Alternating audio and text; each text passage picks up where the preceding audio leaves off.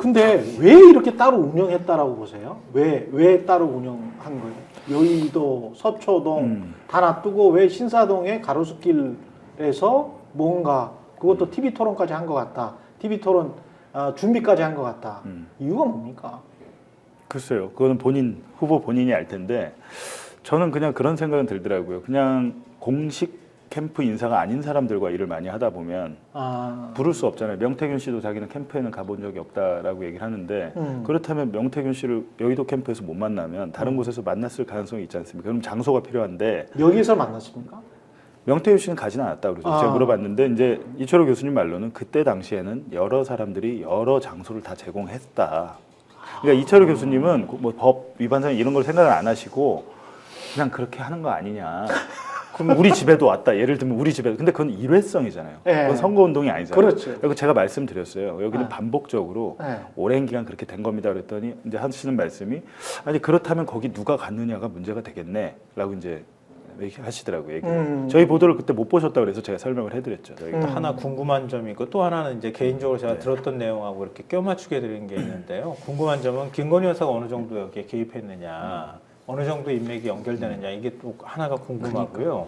또 하나는 제가 생각할 때 초기에 그러니까 당시에 캠프를 이제 처음 꾸릴 때 검찰 출신들이 굉장히 많이 도와줬거든요. 현직 검사도 도와줬다는 얘기를 제가 들었어요. 그러니까 캠프 인사를 뭐 기자들하고 연결이 되거나 하면은 그러니까 기자들 상대했던 검사장급 이상 되는 사람이 너도 좀 들어가서 도와줘라 이런 얘기를 했다고 그래요. 현직에 있으면서? 네. 그러니까 맞아요. 직접 그 사람이 누군지도 제가 개인적으로 현직 검사 지금 의원 되신 분 중에도 있어요. 현직 그래? 그때 그런 얘기가 있었습니다. 현직 검사 그때 검사였는데 그런 분들이 있고 뭐 그러니까 초기에 정식으로 꾸리기 전에 개인적으로 도움을 받는 사람들을 통해 가지고 어차피 정치권에 뿌리가 있는 사람이 아니었기 때문에 윤석열이라는 사람은 그러니까 처음에 그 검사라든가 이런 사람들이 캠프 꾸릴 때 이렇게 다 결합할 수가 없으니까 그런 캠프를 별도로 두고 그런 사람들의 조언을 구하는 장소로 활용했을 가능성이 있는 거죠. 이게 윤리적인 것뿐만이 아니고 이게 법 위반도 충분히 될 것 같은데 이 정도 되면. 아까 맥락을 좀 말씀드렸는데 아까 말씀드린 대로 선거법이나 정치자금법 위반의 소지가 있다. 왜냐하면 규정을 지키지 않았기 때문에 이 말씀을 드렸는데 애초에 그런 규정이 왜 있느냐 그 맥락을 이제 아까 좀 설명을 드린 겁니다. 그러니까 가령 후보가 아까 뭐 이철우 교수 말씀도 하셨는데 후보가 가령 어디 구체적인 장소에 뭐 반복적으로 갔더라도 그 장소에 가서 좀 나만의 시간을 갖고 뭐 쉬었다. 그러면은 그 정도는 제가 볼 때는 큰 문제는 안 될 거예요. 선관위가 후보가 예를 들면 뭐 여기 뭐 예를 들면 스픽스에 있는 광화문 살롱에 와가지고 주기적으로 뭐 여기서 뭐 쉬었다. 근데 뭐 빵도 안 사 먹고 커피도 안 사 먹더라. 뭐 그랬다. 그거 가지고 뭐 뭐라고 하겠습니까? 예를 들면 그렇다 치고 그렇죠. 그런 문제가 아니라 이 장소에서 예를 들면 아까 말씀하신 대로 TV 토론 준비를 했다든지 구체적인 어떤 업무가 진행됐다든지 이런 거를 했다라고 하면은 제가 아까 말씀드렸죠. 비용이 지출되지 않습니까? 그러면 비용이 지출되는 거를 신고를 해야 되는데 이 장소에서만 지출되는 비용이 있을 거 아니에요. 그게 전화가 됐든 여기에 상주하는 사람이 됐든 집기가 됐든 이런 비용이 지출된 것이 있을 텐데 그 비용을 그러면은 선관위에 신고를 해가지고 관련 어떤 그 비용 지출을 신고를 할 때 이 사무실이 등록이 안 됐다면 이 사무실에서 지출된 거를 신고를 안 했을 거 아닙니까? 그러면 허위 신고를 했거나 신고를 안 했을 거잖아요. 그럼 이게 이제 법 위반이 되는 것이고 그리고 이제 선거의 회계라는 거는 들어온 돈과 나간 돈이 맞아야 됩니다. 그렇지. 그럼 들어온 돈이 나간 돈이 맞는다는 거는 즉 이 정치자금이라는 게 정해진 법에 의해서 돈을 받도록 되어 있거든요. 그렇죠. 그게 선거와 관련돼서는 후보자의 후원회를 통해서 후원금을 받아야 됩니다. 그다음에 정당에서 주는 이 돈이 있습니다. 정당의 당비를 통해서 당비 받은 거를 가지고 후보자한테 내려주는 돈이 있어요. 거의 두 개가 답니다. 근데 이거 외에 예를 들면은 뭔가 수입이 있다고 하면 그건 불법 정치자금이죠. 그러면 상상의 나래를 좀 펼쳐보면 맘먹고 예를 들면 나는 불법적인 어떤 돈을 통해 가지고 이번에 선거를 치러보겠어 라고 하는 나쁜 후보가 있다고 쳐봅시다. 그럼 이 후보가 불법적인 돈을 어떻게 숨겨갖고 선거를 치를 것이냐, 그 불법적인 돈만 가지고 치르는 공간을 하나 만들면 됩니다. 그 공간을 통해서 이 선거 회계 외의 비자금 회계가 돌아가는 공간을 만들면 돼요. 그러면 이 비자금 회계로 돌아가는 공간에서 불법적으로 받은 돈은 이 공간에서 쓰는 겁니다.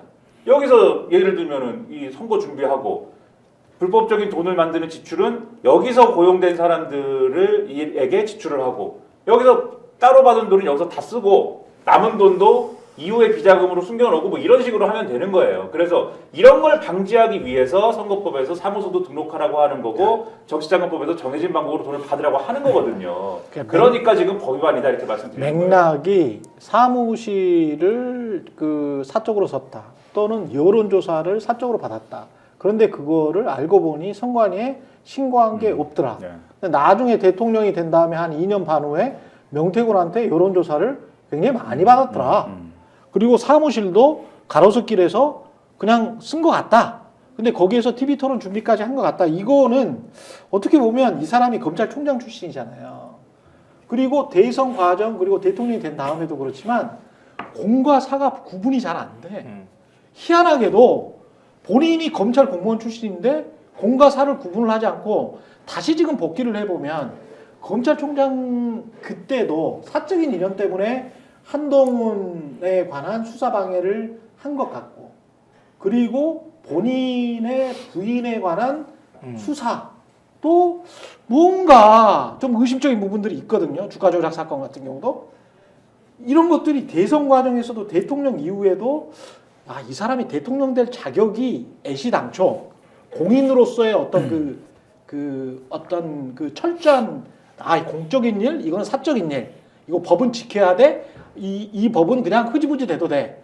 이게 검사 출신으로서 법 위에 군림하면서 나는 맞아요. 이런 거 해도 되는 거 아니야?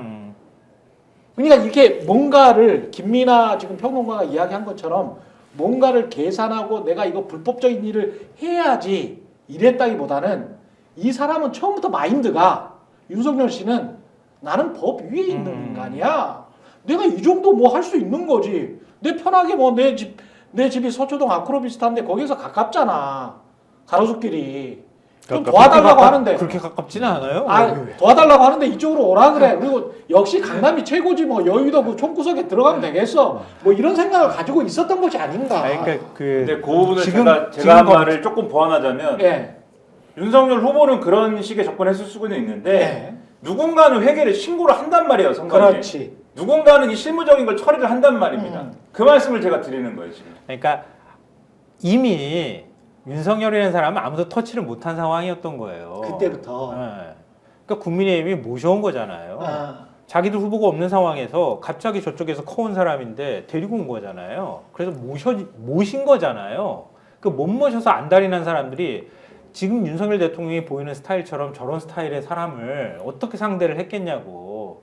만약에 정당이 후보를 뽑아가지고 캠프를 꾸려서 만약에 정당 안에서 후보를 만들었다 그러면은 회계 책임자나 이런 사람들은 다 경험이 있기 때문에 선거 치러봐가지고 이건 안 됩니다. 이렇게 해야 됩니다. 이거 신고해야 될 대상이기 때문에 이렇게 회계 처리해야 됩니다. 다 알려줬을 거예요.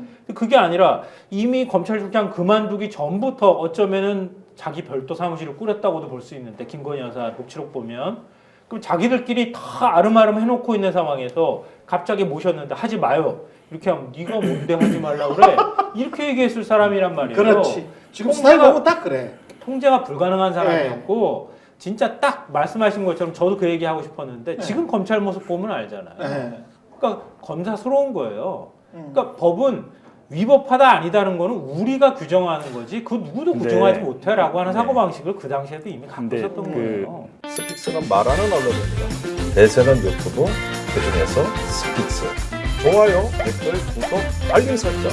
여러분이 저희를 사랑해 주시고 우리가 여러분을 사랑하는 4가지 방법입니다.